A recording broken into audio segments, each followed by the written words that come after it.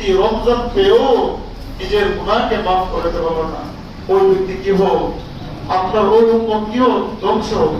তখন আল্লাহ রাসূল সাল্লাল্লাহু আলাইহি ওয়াসাল্লাম বলেছেন কি, আমিন, আল্লাহু আকবার।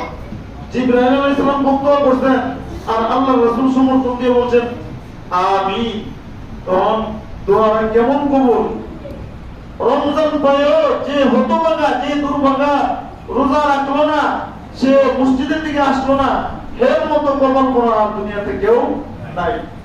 আল্লাহ রাসূলের বদদুয়া, জিবরাইল আলাইহিস সালামের বদদুয়ার অন্তর্ভুক্ত সে।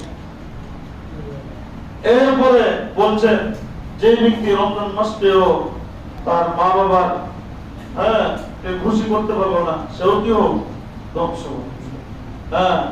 আল্লাহ রাসূল বলছেন কি, আমিন।